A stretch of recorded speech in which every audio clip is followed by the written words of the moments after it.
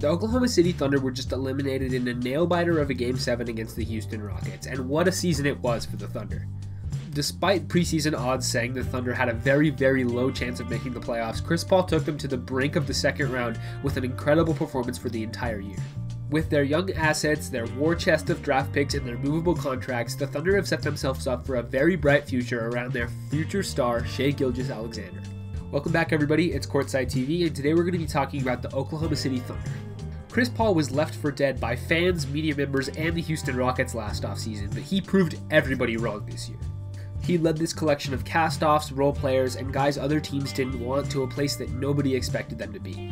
It was an incredibly memorable season in Oklahoma City for Chris Paul, but it's likely that he will be moved this season, as the team doesn't want to pay the money that's left on his books, and with the performance that he just turned in, a lot of contenders will want to get their hands on him. He proved he can still play at 35 years old, and maybe that big contract he got doesn't look quite as bad as it did last summer. Shai Gilgeous-Alexander had an incredible sophomore season, and despite some late blunders in Game 7, it's part of the natural progress for a young guard as he continues to grow and find his spot in the NBA. He will have a long career as a starting point guard in the NBA, and maybe there's even some all-star appearances in his future. This is the piece that the Thunder are building around, as the rest of the roster is mostly comprised of veterans. So if they do decide to sell everything off and basically do a teardown, Shai Gilgeous-Alexander will be the focal point of this team for many years to come. Obviously, there's still some work to be done. He needs to put on a little bit of weight and just continue to improve his playmaking and scoring ability, but he's already got some really solid skills, and he's overachieved so far in his career. So he just needs to continue on the trajectory that he's on, and he'll end up being really great. Lugentz, we're just going to call him Lou. I don't want to overreact to Lou Dort already, but he did have a great series defensively against James Harden, as well as scoring 30-something points in their Game 7 victory, so he will definitely have a career in the NBA. I don't want to freak out here, he doesn't project as a star, but a guy with his defensive skill set has a role on any team, and the Thunder are certainly glad that they locked him up for the next couple years on a minimum contract. Dennis Schroeder, Steven Adams, and Danilo Gallinari round out the Veterans on Movable Contracts Club. Many expected the Thunder to enter a full teardown, trading these three and Chris Paul away, but they ended up not doing it and sticking with their core, and it got them pretty far in the postseason. So, maybe these players hold a little bit of value to the team still, but it looks like if the Thunder do decide to go into a major rebuild, well, not necessarily a rebuild, but more of a restructuring, trading off these veterans in exchange for younger pieces, draft picks, stuff like that. Potentially, these three players could be moved. Gallinari is a free agent this upcoming summer, so he could potentially be involved in a sign-and trade, or the Thunder could just re-sign him and attempt to flip him later. But it's looking to me like they will probably want to trade Adams and Schroeder if they get a chance to, for some decent value. So taking a look at the cap sheet, they, like I said, they have a lot of these veterans on movable contracts, and that's where a lot of their questions are going to come this summer, right? They don't have that many significant free agents. I mentioned that Gallinari is going to be a free agent, but because of the fact that they didn't trade him at the trade deadline last season, it signals to me that they were likely planning on maybe doing a sign-and-trade or just keeping him outright, because letting him walk for nothing doesn't really make sense, just to, lose in the first round, potentially make the second, whatever their goal for the season was. So there might be a Gallinari sign-and-trade in the works. I know he almost got traded to the Heat at the deadline, didn't end up happening, so I would anticipate them to either sign and trade or just retain him. Andre Roberson finally came back from his injury and played a little bit in the seeding games. He didn't really get much action in the postseason, and it seems like that injury is going to be, something that will hurt him for the rest of his career. He's probably not going to be the same player that we saw pre-injury, and so it's unlikely that he comes back on any sort of valuable contract. He's making about $10-11 million. He's not going to get anywhere close to that on the open market. Potentially a minimum deal from a team who wants to take a chance on him. Maybe that's OKC, maybe that's somewhere else, but he's not going to be a high priority. Unfortunately, he did well to even come back from that injury in the first place. He had a long road back with a lot of setbacks, and props to him for making it happen. But he's probably not going to get too much on the open market. Nerlens Noel was a nice reserve center for this team, and after playing a couple seasons on the minimum, he might be looking to make you know, a decent amount of money with his next contract. I don't know if he will be worth anything to, you know, other teams who are looking for a center, but potentially he could see a nice raise. And so if the Thunder do want to keep him, I don't think that would necessarily be a bad idea. You know, he's still relatively young at 26, and he was pretty good off the bench for them. So maybe they do want to keep Noel, but if he, you know, gets a sizable offer from another team, I would assume that he would take that. So we'll see what happens with them, but he's not going to be too high of a priority for them. And then you have this trio of team options down here at the bottom of the roster. You've got Abdel Nader, Hamidou Diallo, and Deontay Burton, all with a team option for another year. None of these three are, you know, players of huge consequence for the Thunder. They're kind of bottom of the rotation players. All three of them played a little bit in the regular season. Didn't see much action in the playoffs when, you know, rotations get shortened a little bit. But Nader was pretty solid for them in the regular season. Diallo is still young and developing, so I would assume that they would bring him back as well. And Deontay Burton, you know, it could go either way, not sure. Really depends on what the Thunder want to do with the back half of their roster, if they'd rather sign veterans and compete or use those spots for younger developmental players. Either way, I would assume Diallo is probably safe on that team option, and perhaps Nader as well. Not sure what they'll do with Burton. But again, those are not hugely consequential for their future. So like I mentioned at the top of the roster here, they have these bigger salary players, you know, Chris Paul, Steven Adams, Dennis Schroeder, and then Gallinari's a free agent, but again, a sign and trade might be possible for him. So you've got those four guys that are potentially ammunition for trades. And like I said earlier, I think that Chris Paul likely will get dealt, and it seems like he knows that. You know, he kind of posted almost a farewell video for Oklahoma City the morning after they lost that playoff game, which is kind of unusual, right? You know, he's still under contract for the next 2 seasons, so he's not sure if he's going to be on the team next year or not, but it seems like he might know something that we don't know. So I would assume that there would be a Chris Paul trade potentially. He played well enough this year for a lot of contenders to give him a look, and even though he is making a lot of money, it's only 2 more seasons, so it's not a huge commitment. And he showed that he can contribute to a really good team. So maybe there's a Chris Paul trade happening. Again, Steven Adams is an expiring contract, so we know how valuable expiring contracts are in negotiations with teams that are looking to potentially dump another salary, or if you're trading for a star, then they want to get money off of their books immediately for their future free agency, the team that's trading somebody away. So as an expiring contract, Steven Adams might be valuable, even though that's kind of a lot of money for a player like him. And then Dennis Schroeder as well is making a good amount of money for his amount of production, around $15.5 million. And I would assume that some contenders would really be looking to get their hands on him as well, as he was really great off the bench for the Thunder. There's a good chance that he wins the Sixth Man of the Year award this year. So potentially Dennis Schroeder would be valuable to another team that's looking for a piece like that as well. So it'll be interesting to see what they do, right? They have their core piece. Their core piece is Shai Gilgeous-Alexander, and then they have all this ammunition to build a nice roster around him, right? They have a ton of draft picks that they obtained in the trades with Paul George and Russell Westbrook last summer. I believe it was like 5 first-round picks for Paul George and 2 for Westbrook, and then they have all these pick swaps with the Rockets and with the Clippers.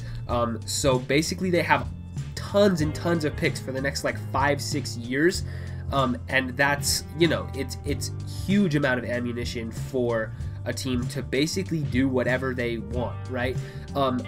Obviously they're not going to keep all those picks. You don't want to draft like 8 rookies in 4 years in a row, because if they all pan out, you have to pay them all. It just doesn't work like that. So I would assume that they will keep some of the picks, but definitely a lot of those will be used as trade chips. So potentially picks attached to some of their expiring deals in order to bring in a player that's a little bit younger maybe, or a star or something like that. Sam Presti has options here, and so they will have a chance to build a really competitive roster around Shai Gilgeous-Alexander, and he is their future piece. So pretty much anybody else on the roster is fair game. They're up for trade. So we'll have to see what they do, but they could go in many different directions here. So I want to get into a couple specifics right away, just seeing potentially what a Chris Paul trade might look like, who the Thunder would be dealing with, and what potential pieces that they could get in return. So here's my short list of teams that would potentially be interested in trading for Chris Paul. It would be the Bucks, the Heat, the Knicks, and the Jazz. I think out of those teams, the Heat are actually the least likely because they are conserving cap space for the 2021 offseason, and they've been so successful this year without him. They were rumored to be interested last offseason in Chris Paul. They were also rumored to be interested in Russell Westbrook. Seemed like they were looking for a point guard, but they've made things work this year, with Jimmy Butler running on-ball duties. Goran Dragic has been great, and so it doesn't seem like they would be as interested anymore. They did have interest last offseason, and circumstances have changed with them, and they've been really successful this year, but maybe they do still have interest, and they have a couple pieces that they could potentially make it happen. They would be able to make it work financially, but they might not be as interested as they were previously. Now the Jazz, I talked about them the other day, and I didn't even mention the idea of them trading for Chris Paul, but this has been something that maybe they could potentially do, and it would be swapping Mike Conley for Chris Paul. Now the Conley experiment, didn't really work out too well for them, and they were just eliminated. But maybe, they'd be interested in upgrading at point guard there. And the Thunder certainly have, motivation to do this deal. Conley is an expiring contract for next year, whereas Chris Paul has one more after that. So the Thunder would be getting out of that salary a little faster. And that swap works straight up 1-to-1. And, maybe there would be picks attached or another piece. But I think that would actually make sense for both sides to potentially think about doing. So maybe if the Jazz decide that they wanted an upgrade at point guard, they would do that. Now, the Knicks one is interesting, right? The Knicks are not a contender, and they're not projected to be for a couple of seasons because of the way that their roster is constructed. They're potentially going big game hunting in free agency in 2021, and they're still rebuilding through the draft. So they have a lot of these salaries that they could, use to make up a Chris Paul trade. They have plenty of options salary-wise involving any of their guys making, between like $7 to $10 million a year. They've got a lot of them, right? And so the Knicks could do this deal potentially to attract another star to New York by having Chris Paul on the roster. They would attract another player to come play there in free agency the upcoming offseason. He would instill a good culture with the team. So he would be, kind of their leader, help turn around their franchise and be, more, I guess, responsible and more, just more of an attractive option for New York basketball because they've been lacking in leadership for a while. They haven't really had anybody to lead the way or show their young guys how to play, really ever since Carmelo Anthony left, and even then he wasn't, the greatest role model for younger players. So Chris Paul, he might be interesting to them even though they're not a contender, maybe just for other reasons, the intangible reasons they would consider bringing Chris Paul in. And the Thunder would do this potentially to just get expiring deals and get that money off the books. Perhaps they could even squeeze a draft pick out of the Knicks, or maybe one of the Knicks' younger players like Kevin Knox or Frank Ntilikina. We're not sure how much potential those guys have left. It seems like maybe the Knicks are ready to give up on a couple of those guys, and so maybe the Thunder would do that just to bring one or two of those guys in and see if their coaching staff, their development staff could do anything with those players. So maybe there's a deal to be done there. Chris Paul to the Knicks. To me, I don't know why, that just kind of feels correct to me. I'm not sure why, but I have some sort of a feeling that one's going to go down. So maybe there's a Chris Paul to the Knicks deal. I think it would make sense potentially for both sides. Maybe not as much for New York, but we know how they work. We know how New York likes to run, and sometimes they make, strange decisions surrounding this. But to me, this one I don't think is that bad as far as what the Knicks could do with their offseason. So maybe there's an option there.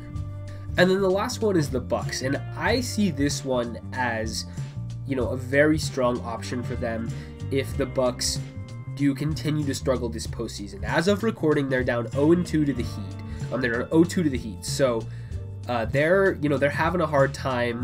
The Heat are a good matchup, or a bad matchup for them. The Heat have a good matchup against Milwaukee. So it's interesting. They might decide to try a last-ditch effort in order to keep Giannis, because the way things are going, Giannis is going to be a free agent after next year, and he might be unhappy with the team. So they might decide, hey, we need to push for it next season. If this season ends poorly, which it's looking like it might, if this season ends poorly for the Bucks, they might say, hey, we gotta go now, so we're gonna make a really win now move and do a trade for Chris Paul.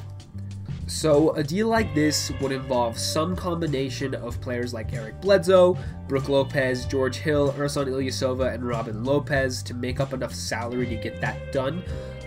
This one is less intriguing if I was the Thunder, simply because these guys are on longer term deals. You know, after this year, Eric Bledsoe has 3 years left, Brook Lopez has 3 years left, George Hill has 2, and those guys are the ones that are making the bulk of the money. So it would most likely have to involve Eric Bledsoe, and he has 3 years left at around $15-16 million per season. So I'm not sure how intriguing this option is to OKC unless they're getting picks out of it. And it seems weird to say, hey, Chris Paul is worth draft picks on this huge contract at 35 years old. But if you're dealing with getting Eric Bledsoe or Brook Lopez, who are also on the wrong side of 30 and have more deals or more years left on their contracts, it might require a draft pick from Milwaukee to get this done. But if they're worried about losing Giannis, they will be desperate, and so they might have to attach draft picks or one of their younger players in order to entice the Thunder into trading them Chris Paul. But I certainly think this one is an option, especially if Milwaukee goes out badly this year. Chris Paul would be an upgrade at point guard over Eric Bledsoe, and potentially, they would turn into a real threat. I mean, they already are a real threat. They were one of the best teams in the regular season this year, but maybe he gets them over the hump because they haven't looked right in the playoffs this year, and we know how it ended last year against the Raptors, and this is basically the same team. So maybe they're just going to keep running into the wall again, and this is an option to get them over. So I could absolutely see Milwaukee making this trade if they're desperate and worried about losing Giannis Antetokounmpo and, feeling like they need to make a move, make a change, switch things up. I would not be surprised if they decided to attach a couple of draft picks. Certainly a player like Dante DiVincenzo would be enticing for the Thunder to take as an option.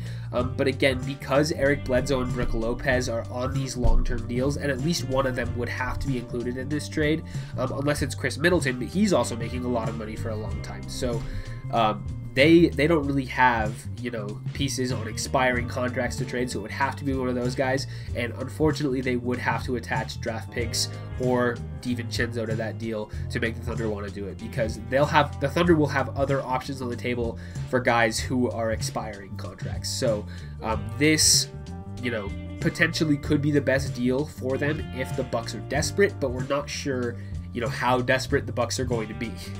And then for a couple of their other guys, Adams, like I mentioned earlier, has value as an expiring contract, even though it is it is a little bit much, but maybe they use that to swing for a younger player or somebody else on an expiring deal. Maybe Adams has more value to a contender that needs a center, and so they would want to trade for that money. And then Dennis Schroeder, he's making less. He's certainly a more valuable asset than Adams is at this point, I believe. And I hate to keep bringing this up, but that Warrior trade exception, it's out there, and it's out there for a lot of players around the league that fit into that, and Schroeder is one of those players. And the Warriors need, a playmaking guard off the bench, someone who can handle the ball when Steph Curry's off the floor. So maybe Schroeder would be an option for Golden State if they're willing to, do a pick swap or give up a draft pick, something like that. For Schroeder, I would certainly expect the Thunder to listen to that deal. So those two guys have value on the market. Schroeder has more value than Adams, but maybe there's deals to be done there. And then, of course, a Gallinari sign and trade is always an option for them. So that's pretty much how I expect their offseason to go, and even the first half of their season leading up to the trade deadline. I'm looking for the Thunder to look to get a little bit younger. They had a good run with this core, with this team this year. It was fun, certainly, to watch this team, but I think 1 year is about their expiration date. The ceiling isn't very high with the roster that they have right now. Of course, Chris Paul's getting older, and so they're going to be looking for ways to switch up this roster. They have all those draft picks to use, and so they're going to be looking for ways to change it and further complement Shai Gilgeous-Alexander. So any young player out there that hasn't worked out with their current team that's maybe looking for a new home, the Thunder would certainly be targeting those guys. Guys who are unhappy with their current situation, who are on deals that match up with Steven Adams or Dennis Schroeder, potentially teams that are looking to shed salary that the Thunder would like to take on in exchange for assets, or just they like that player better. So that's pretty much what I think they're going to do, just continuing to reshape the team around Shea, and using their draft picks to, acquire more assets, acquire younger assets, and guys who fit better with their team. So this is kind of a bridge year for the Thunder, right? Chris Paul is a bridge into their next phase, as is Adams and Schroeder and Gallinari. So Shea is their star, he's their centerpiece, and they're going to be looking for guys to build around him. So basically what I'm saying is their core for the next couple seasons, as of right now, it's Shai Gilgeous-Alexander and Darius Bazley and Luguentz Dort. Those are their core pieces, and those are the three players that I would consider safe on this roster right now, and nobody else is safe. Past those three, nobody else is safe at all, because on a normal team, guys like Dort and Bazley would be kind of like throw-ins or pot sweeteners, enticers. If you were looking to trade for a star for on a big deal, the other team would want younger players to take back. But the Thunder have so many draft picks that they don't have to do that. So they're going to be attaching draft picks instead, and I'm sure that they will be keeping Bazley and Dort for the future of this team. So those three guys, Shea and Bazley and Dort, are the only players that are safe on this roster. Everybody else is for sale. Everybody else is up for a trade for the highest bidder, basically, is what I would assume the Thunder to do. And like I mentioned, they have all these draft picks, and so they have plenty of options here. And that basically wraps it up for my thoughts on the Thunder. I hope you guys enjoyed it, and we'll be back next time with a new video. So thanks you guys all for watching, and I'll see you on the next one.